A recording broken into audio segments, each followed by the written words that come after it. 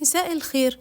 وصفة طاجن اللحمة اللي أنا جايبها لكم النهاردة حقيقي أنا مش هتكلم عليها كتير، لأن هي بجد بجد بتشرح نفسها. شايفين اللون والشكل؟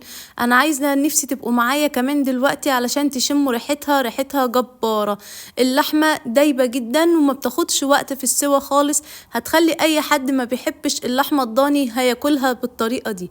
تعالوا نشوف مع بعض احنا هنعملها ازاي.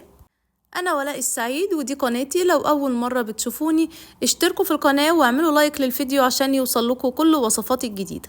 هنحتاج كمية من اللحمة الضاني حسب المتوفر عندكم.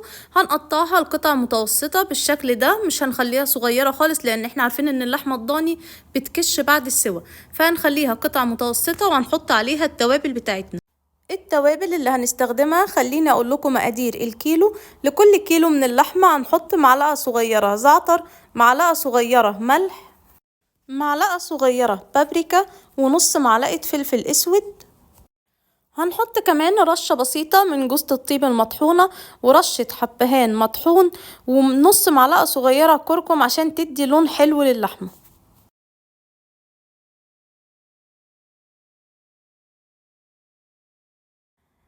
هنقلب اللحمة وندعكها كويس مع التوابل اللي احنا حطيناها لحد ما كل جزء في اللحمة يتشرب من التوابل اللي ضفناها، وبعد كده هنغطيها ونسيبها في التلاجة تشرب التتبيلة لمدة على الأقل 12 ساعة. يعني لو أكتر من كده كمان يكون أفضل، لأن كل ما اللحمة بتشرب التتبيلة كل ما بيطلع طعمها أحلى.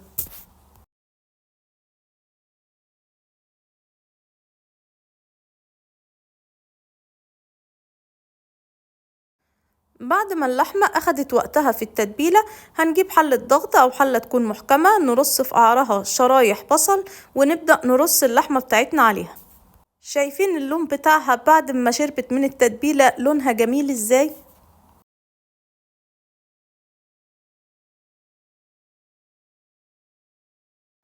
هنضيف كمان للحمة ورق لورو وخمس أو 6 فصوص توم مفرومين وكوباية مية. كوباية واحدة مية مش اكتر من كده، لان اللحمة لسه هتنزل المية بتاعتها، فاحنا مش عايزين الدسم بتاع اللحمة يضيع في المية اللي احنا هنحطها. هنحطها على نار عالية لمدة نص ساعة لحد ما تبدأ تغلي، وبعد كده هنوطي عليها النار لمدة ساعة ونص. بعد ساعة ونص وبعد ما اللحمة بدأت تستوي هنجيب الطاجن بتاعنا وهنحط فيه مكعبات بطاطس متقطعة كبيرة بالشكل ده، وهنحط عليها اللحمة. هنطلع اللحمة من الحلة ونرصها فوق مكعبات البطاطس. ونخلي بالنا ان مدة سوى اللحمة بتبقى على حسب الخروف صغير او كبير. يعني لو الخروف اللي احنا جايبين منه صغير شوية بتكون مدة سوى اللحمة اقل.